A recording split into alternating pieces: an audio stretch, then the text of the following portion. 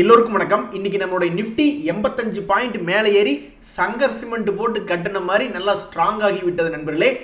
அட கரடியிலே இனி நீங்க ஊட்டிக்கு தனியா தாண்டா போகணும் அப்படின்ற மாதிரி மார்க்கெட் நல்ல ஒரு சப்போர்ட் 21,800 ரேஞ்சில் ஒரு சப்போர்ட் எடுத்து இப்போ நடுவில் வந்துட்டான். இதனால என்ன ஆகுது அப்படின்னா, எப்படி இந்த வாரத்தை இன்னும் 2-3 நாளை கழிச்சு விட்டுருவாங்க. அப்போ இந்த வாரம் முடியுது, அடுத்த வாரம் மேலே போனாலும் சரி கீழே போனாலும் சரி, அப்போ அடுத்த வாரம் முடிஞ்சுது. அப்போ எலெக்ஷனுக்கு வெறும் 1.5 வாரம் தான் இருக்கிற மாதிரி ஆகிடும் நண்பர்களே. ஷேர் மார்க்கெட்டுக்குள்ள ஒரு 100% ப்ராஃபிட் சம்பாதிக்கணும் அப்படின்ற ஒரு எண்ணத்தில், அதிலும் 6 மாதத்தில் சம்பாதிக்கணும்னு வந்தால் மட்டும்தான் நம்மளுக்கு டென்ஷன் ஆகுது. ஆனால் அவன் கொடுக்கறத எடுத்துக்கலாம், ஒரு ஷேரை வாங்குறோம் அவன் எவ்வளோ கொடுக்குறானோ எடுத்துக்கலாம் அப்படின்ற மாதிரியான ஒரு நோக்கத்தில் வந்தோம்னு வச்சிங்களேன். ஒரு நல்ல ஷேர் HDFC பேங்க், அவன் சப்போர்ட்டில் 1,400 ரூபாயிலிருந்து 1,560 ரூபா வரைக்கும் வந்தான். இவன் டபுள் ஆகணும் 6 மாதத்துக்குள்ள அல்லது 1 வருஷத்துக்குள்ள இவன் எடுத்த டென்ஷன் தான். ஆனால் இவன் கொடுத்தது ஒரு 8% கொடுத்துட்டா 2 மாதத்துல அப்படின்னு சொல்லி வெளியே வந்திருந்தா அது ஒரு நல்ல லாபம் தான். இப்போ கூட பாருங்க, மறுபடியும் ஒரு சப்போர்ட் லெவலில் வந்து விழுந்திருக்கான்.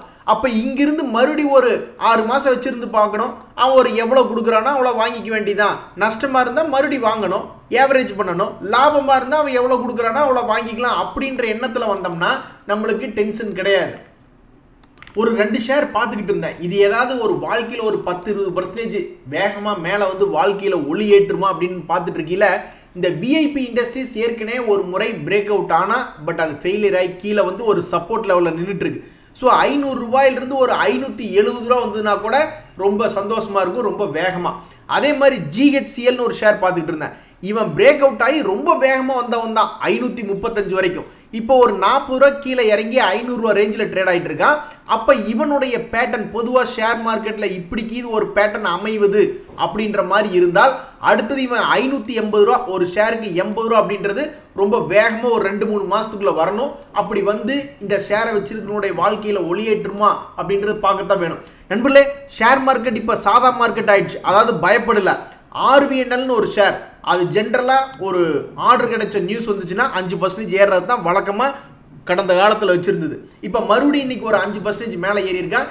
என்ன காரணம்னா, அவனுக்கு ஒரு லெட்டர் ஆஃப் அக்செப்டன்ஸ் அப்படின்றது கிடைச்சிருக்கு. எத்தனை கோடி ஆர்டர் இருக்குது அப்படின்னு பார்த்தீங்கன்னா, ஆல்மோஸ்ட் 239 கோடி மதிப்பிலான ஆர்டர் இருக்குது. அதை தொடர்ந்து இப்போ பாக்கியில் அவன் 7% ஏறிட்டான். ஸோ ஷேர் மார்க்கெட்டில் வந்து இப்போ ஒரு ஸ்திரத்தன்மை அப்படின்றது வந்துடுச்சு. பாசிட்டிவான நியூஸ்க்கு பாசிட்டிவாக தான் இருக்காங்க. இதில் வேதாந்தா அப்படின்ற ஷேர் வந்து ரொம்ப பிரமாதமாக சம்பாரிச்சு கொடுத்துருக்கு. கடந்த 6 மாதத்தில் பார்த்தீங்கன்னா அடேங்கப்பா 75% பணம் சம்பாரிச்சு கொடுத்துருக்கு. 1 லட்ச ரூபாய் போட்டிருந்தோம்னா இந்நேரம் நம்மளுடைய அக்கௌண்ட்டில் 1,75,000 ரூபாயா இருந்திருக்கு. இந்த ஷேரில் இவ்வளவு சம்பாரிச்சு கொடுத்ததுக்கப்புறம் இப்போ ஒரு நியூஸ் என்ன வருதுன்னா, அவங்களுடைய போர்ட் மீட்டிங் மே 16ஆம் தேதி நடக்குது. அங்கே வந்து இப்போ டிவிடெண்ட் கொடுக்கறத பற்றியும், ப்ளஸ் அவங்க இன்னும் பணம் எப்படி ரைஸ் பண்ணலாம். எங்க ஐடியா ஷேருங்க, கடன் அதிகமாக இருக்கக்கூடிய கம்பெனி லாபம் பண்ணல, அவங்க 18,000 கோடி அசால்ட்டாக போன மாதத்தில் ரைஸ் பண்ணிட்டாங்க. ஸோ அப்போ வேதாந்தானால ரைஸ் பண்ண முடியாமல் போயிடும். ஸோ என்னை பொறுத்த வரைக்கும் கடந்த 5 வருஷத்தில் இந்த நியூஸ் மட்டும் கரெக்டாக இந்த லோ லெவலில் வந்திருந்ததுன்னா நம்மளுக்கு சூப்பராக இருந்திருக்கும். ஆனால் உச்சாணி கொம்பில் இருக்கும்போது நியூஸ் வருது.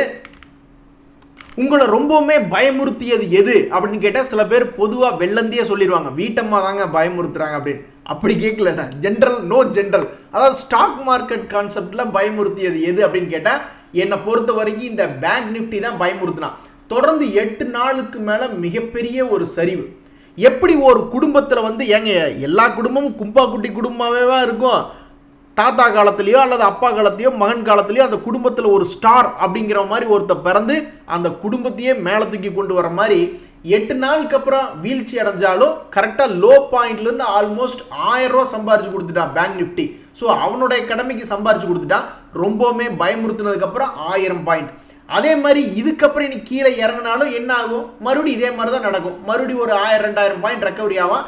திடீர்னு ட்ரெண்ட் மாறினதுக்கப்புறம் பழைய ஹை 50,000 கூட தாண்டிடுவான் நண்பர்கள். நெட்வொர்க் 18 ஒரு ஷேர் ஒன்று பார்த்துக்கிட்டு இருந்தேன். அவன் வந்து இன்னைக்கு கொஞ்சம் பாசிட்டிவாக ஏறி இருக்கான். இந்த 2024 ஸ்டார்டிங்கில் கூட 130 ரூபா இருந்த பழைய தான் இப்போ வந்து 80 ரூபா ரேஞ்சில் இருக்கான். இன்னைக்கு கொஞ்சம் பாசிட்டிவ் மொமெண்டம் காட்டுறான்.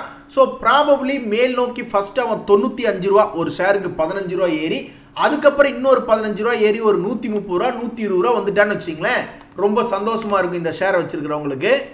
அதே மாதிரி நம்மளை மாதிரி சாதாரண மிடில் கிளாஸ் ஃபேமிலியெல்லாம் இந்த ஷேரை வச்சிருக்க முடியாது அப்படின்றத என்னுடைய கணிப்பு. ஸ்ரீ சிமெண்ட் அப்படின்னு ஒரு கம்பெனி, அதெல்லாம் பெரிய அளவு வச்சிருக்கக்கூடிய கம்பெனி தான். ஏன்னா ஒரே ஷேர் 25,000 ரூபா விளையாட்டு போல ஒரு 100 ஷேர் வாங்கினா கூட ஒரு மிகப்பெரிய அமௌண்ட். இந்த ஷேர் சமீபத்தில் 32,000 வரைக்கும் போயிட்டு கீழே இறங்கிட்டான். இப்போ மறுபடியும் அவன்கிட்ட ஒரு சிறிய அளவிலான மொமெண்டம் அப்படின்றது பிக்கப் ஆயிருக்கு. இந்த மொமெண்டம் அவனை மறுபடியும் 30,000 கொண்டு போச்சுன்னா அந்த பெரிய ஆளுகள்லாம் ரொம்ப சந்தோஷமா இருப்பாங்க. மான்யவர்னு ஒரு ஷேர் ஒன்று பார்த்துக்கிட்டு இருந்தேன். அவன் கொடுக்குற சிக்னல் என்னமோ ஒரு கிளியர் சிக்னல் மாதிரி தான் தெரியுது. பட் இருந்தாலும் ஏறுவானா, அதாவது 1000 ரூபாய் ரேஞ்சில் இப்போ அவன் ஏதோ ஸ்ட்ரென்த்தாக இருக்கிற மாதிரி தான் காட்டுறான். மேலே வந்தான்னா அவனுடைய பழைய ரேட் 1400 வந்தாலும் சந்தோஷம் தான், நம்ம வேண்டான்னு சொல்லலை. பட் அவன் மேலே வருவானா அப்படின்றது ஒரு மிகப்பெரிய கேள்வியாக இருக்குது இந்த மான்யவர். இதில் யாருக்காவது தோளோடு தோல் நின்று கம்பெனி கொடுக்கணுன்னா சொல்லுங்கள், நான் ஒரு 2 ஷேரை வாங்கி கம்பெனி கொடுக்குறேன். அதே மாதிரி ஒரு 2 ஷேர் இறங்குச்சுன்னா ஓரளவுக்கு நல்லா இருக்குமோ, இறங்கினதுக்கப்புறம் மேலே ஏறுமோ அப்படின்ற மாதிரி நான் பார்த்துட்டு இருக்கேன். டாபர் பாருங்கள், சமீபத்தில் 490 ரூபா வந்துட்டு 556 ரூபா 10% ஏறிட்டான். இவன் மறுபடியும் எங்காவது ஒரு 530 அல்லது ஒரு 500 ரூபா வந்தால் இதை பிடிச்சி பார்க்கலான்னு தான் நான் உட்காந்துக்கிட்டு இருக்கேன். ஆனால் அவன் இறங்க மாட்டேங்கிறான். அதே மாதிரி அவசரக்காரனுக்கு புத்தி மட்டும் அப்படின்ற மாதிரி ஹிந்துஸ்தான் யூனிலிவர் நான் பொறுமையாக உட்காந்து மறுபடியும் ஒரு 2200 ரூபா வந்தால் எடுக்கலாம் அப்படின்ற மாதிரி தான் யோசிச்சுட்டு இருந்தேன். அப்புறம் என்னடானா சரி ஒரு ஷேர் தானே வாங்கி வைப்போம், ஒருவேளை 2700 ரூபா வந்துச்சுன்னா ஒரு ஷேருக்கு 400 ரூபா கிடைக்குமே அப்படின்ற ஒரு நப்பாசியில் பொறுமை இழந்து ஓடி போய் வாங்கிட்டேன். அதே மாதிரி இன்னைக்கு மீடியாக்களில் பார்த்துட்டு இருக்கீல பல ஷேர்களை வந்து டிஸ்கஸ் பண்ணிட்டு இருக்காங்க. ஸோ அது ஒருவேளை இந்த ஷேர்கள்லாம் இன்னைக்கு இன்ட்ராடேல வால்டிலிட்டியாக இருக்கக்கூடிய வாய்ப்புகள் அதிகம். இதில் இந்த ஜிஎம்ஆர் இன்ஃப்ரா என்னை ரொம்பவுமே பாடாப்படுத்துறான். நானும் ஒரு 100 ரூபா வந்து தொட்டுச்சுனாக்கா இவனை தட்டி விட்டுடலான்னு பார்க்குறேன். சமீபத்தில் கூட சில நாட்களுக்கு முன்னாடி ஸ்வங்கின்னு 92 ரூபா வரைக்கும் வந்தான், 94 வரைக்கும் ஹை வச்சிருக்கான். அப்புறம் இனி என்ன நினைச்சான்னா டபக்குன்னு ஒரு ஷேருக்கு 10 ரூபா பக்கம் இறங்கிட்டான். மறுபடியும் இவன் என்னைக்கு 100 ரூபா வரப்போறான்னு தெரியல, 4-5 அட்டம் அடிச்சிட்டான். ஷேர் மார்க்கெட்டில் இன்னைக்கு ஒரு முக்கியமான நியூஸ் என்னன்னா, நெல்காஸ்ட் அப்படின்ற ஷேர் பாவம் 5% கீழே இறங்கியிருக்கான். இவன்லாம் நல்லா சப்போர்ட்லேருந்து கரெக்டாக மிட் பாயிண்ட்ல இருந்தான். இந்த ரிசல்ட் மட்டும் நல்லா வந்து இவன் ஒரு 10-20% தூக்கி விட்டுருந்தா இந்த வருஷத்தினுடைய ஹையை தாண்டி இருப்பான். துரதிருஷ்டவசம் மேலே தூக்கி விட்டுறப்பதுவா இவனை பிடிச்சி கீழே அமுத்தி விட்டாங்க. அதனால் இன்னைக்கு ஒரு 5.25% இன்னைக்கு நம்மளுடைய ஷேர் மார்க்கெட்டில் இது இறங்கியிருக்கு. இன்னைக்கு வேற எந்த ஷேர் எல்லாம் வந்து ரொம்ப இம்பார்ட்டண்ட்டாக ரிசல்ட் கொடுக்குது அப்படின்ற மாதிரி பார்த்துட்டு இருக்கீல, இந்த பிவிஆர் ஐநாக்ஸ் எல்லாம் லோ ரேட்டில் இருக்கான். ஒருவேளை இதெல்லாம் ஒரு நல்ல ரிசல்ட் வந்து மேல் நோக்கி வந்துச்சுன்னா பரவாயில்ல.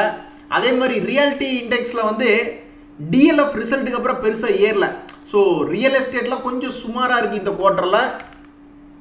இந்த ஓப்ராய் ரியாலிட்டி என்ன பண்ணுதுன்னு பார்க்கணும். அந்த ரியல் எஸ்டேட்லாம் வந்து அந்தந்த இடத்துக்கு தகுந்தாப்புல தாங்க.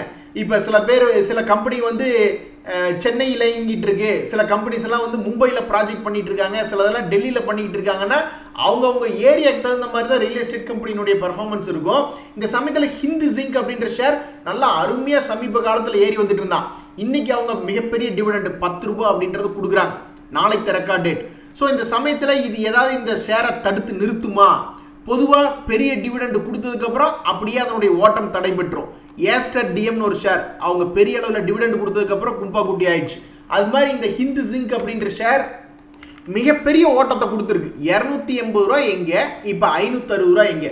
ஸோ இந்த ஹிந்துஸ்தான் ஜிங்க் இனிமேல் டிவிடெண்ட் கொடுக்க போகிறாங்க அப்படின்ற ஒரு காரணத்தை வச்சுட்டு இப்போ இறங்குறான்னு வச்சுங்க, அப்படியே தொடர்ந்து இறங்கிடுவானா அப்படின்ற ஒரு மிகப்பெரிய ஒரு டேர்னிங் பாயிண்ட்டை பற்றி நம்ம டிஸ்கஸ் பண்ண வேண்டியதாக இருக்குது.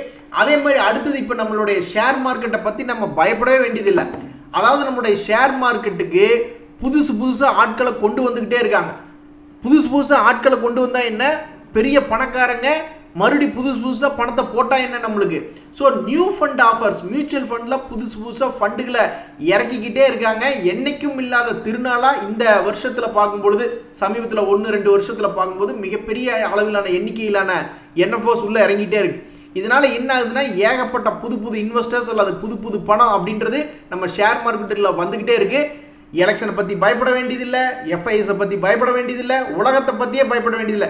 ஏங்க நம்ம கையில் ஒரு பணம் எக்கச்சக்கமாக இருக்குன்னு வச்சுங்க, உலகத்தில் என்ன நடந்தால் தான் நம்மளுக்கு என்ன, நம்மளுடைய மார்க்கெட் ஸ்டேபிளாக தான் இருக்கும். அவன் பணத்தை வச்சுக்கிட்டு என்ன பண்ணுறதுன்னு செய்யறது தெரியாமல் தெரிஞ்சுக்கிட்டு இருக்காங்க. அப்படின்ற மாதிரி நம்மளுடைய ஷேர் மார்க்கெட்டுக்கு பணம் உள்ளே வந்துக்கிட்டே இருக்கு. இந்த கோத்ரேஜ் கன்சூமர் ப்ராடக்ட்ஸ் அவங்களும் இன்னைக்கு ஒரு 10 ரூபா டிவிடெண்ட் வந்து கொடுக்குறாங்க. ஒரு நல்ல டிவிடெண்ட் தான். இந்த சமயத்தில் நம்ம இந்திய மக்கள் பணத்தை போடுறது மட்டும் இல்லாமல் உலக அளவில் வந்து பணத்தை போடுறதுக்கு வந்து சில இண்டெக்ஸ்களை முன்மாதிரியாக வச்சுக்கிறாங்க. அந்த வகையில் இந்த எம்எஸ்சி இண்டெக்ஸ் அப்படின்றது நாளைக்கு அவங்களுடைய இண்டிசஸை ரிவ்யூ பண்ணுறாங்க.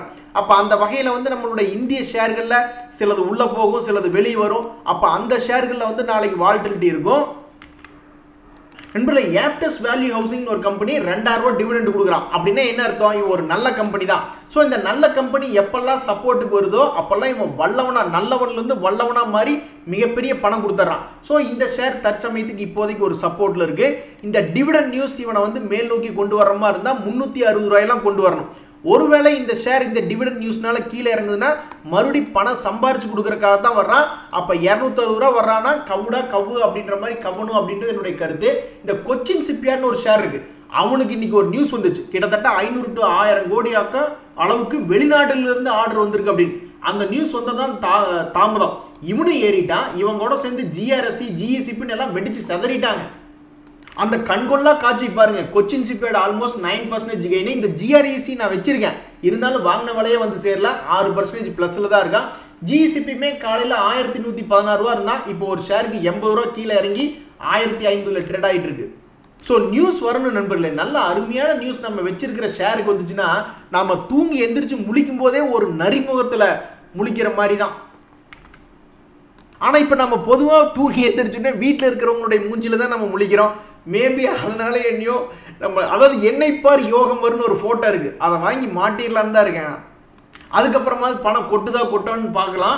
நண்பர்களே, இந்த நேஷனல் அலுமினியம் அப்படின்னு ஒரு ஷேர், அவங்க வந்து என்ன சொல்கிறாங்கன்னா எங்களுடைய போர்ட் மீட்டிங் 27 மே அப்படின்றத அனௌன்ஸ்மெண்ட் பண்ணுறாங்க. அப்போ இன்னையிலேருந்து ஆல்மோஸ்ட் இன்னொரு 10-13 நாள் இருக்குது. அப்போ இந்த நாளில் இந்த ஷேர்னுடைய மூவ்மெண்ட் எப்படி இருக்கும் அப்படின்றது பார்க்க வேண்டியதாக இருக்குது. இவனுடைய சமீபத்திய சப்போர்ட்டே உச்சத்தில் இருக்குது.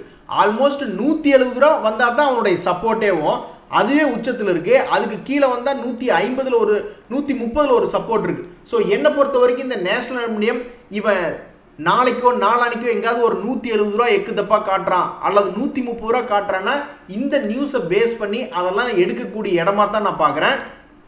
மகராசா, என்ன இவ்வளோ பெரிய டிவிடெண்டை கொடுத்துட்டீங்க, இதை வாங்கி நாங்கள் என்ன பண்ணுறது அப்படின்ற மாதிரி இந்த ஐஆர்பி இன்ஃப்ரா அப்படின்ற ஒரு ஷேர் ஒன்று வாட்ச் பண்ணிட்டு இருந்தேன். அவங்க இன்னைக்கு எவ்வளோ டிவிடெண்ட் கொடுக்குறாங்கன்னா 10 பைசா நாளைக்கு ரெக்கார்ட் டேட்டில். ஆடாடா, சில பேர் கல் எடுத்து விட்டு எரிஞ்சாங்கன்னா அது ஆற்றுல 7 தடவை 4 தடவை அப்படின்னு முட்டி முட்டி ஓடி போய் அப்புறம் தான் தண்ணிக்குள்ள ஒழுகும். சில பேர்லாம் தூக்கி வீசுறாங்க, அவங்க வீசும்போதே முதல் அட்டம்ப்ட்லேயே தண்ணிக்குள்ளே கவ்விடுது. அது மாதிரி சில ஷேர்கள் வந்து கீழேருந்து ஸ்ட்ரென்த்தாக மேல் நோக்கி ஏறும் பொழுது சில ஷேர்லாம் 100% கூட நிற்காம மேலே ஏறுறான். சில ஷேர்ஸ் எல்லாம் ஒரு 10-20% ஏறினாவே கொஞ்சம் தொங்கிடுறான். அப்படி ஒரு தொங்குன கும்பா குட்டி தான் இந்த யூபிஎல் அப்படின்ற ஷேர். அது சமீபத்தில் நல்ல ஒரு அருமையான ரெக்கவரி. ஆல்மோஸ்ட் அவன் 466 ரூபாயிலிருந்து 534 ரூபா வந்தான். இப்போ இன்னைக்கு என்னடா அப்படின்னு பார்த்தோம்னா 505 ரூபாயில வந்து நிற்கிறான். ஸோ நம்ம பிரேக் அவுட்டுக்கு எடுக்கிறோம், ஒரு லாங் டேர்முக்கு எடுக்கிறோம்னா அந்த ஷேர்னுடைய வரலாறு என்ன, இந்த ஷேர்லாம் நம்ம மனசுலேயே தோணணும். இவன் என்ன பெரிய டாடா மோட்டரா, டைட்டனா, ட்ரெண்டா, எது நல்ல வேகமான ஷேரான்னு பார்த்து நம்ம எடுத்தோம்னா அதில் இன்னும் கொஞ்சம் ப்ராபபிலிட்டி நம்ம இன்க்ரீஸ் பண்ணக்கூடிய வாய்ப்பு இருக்குது. கனரா பேங்க்ல ஒரு முக்கியமான விஷயம், நாளைக்கு அவங்களுடைய ஃபேஸ் வேல்யூ ஸ்ப்ளிட் பண்ணுறாங்க. அது சம்மந்தமாக இவனை நாளைக்கு என்ன பண்ண போகிறாங்க அப்படின்றத பொறுத்து இருந்தால் பார்க்கணும். இன்றைய தகவல் அனைத்தும் உங்களுக்கு உதவியாக இருந்தது எனக்கு சந்தோஷம் தான். ரொம்ப நன்றி, வணக்கம்.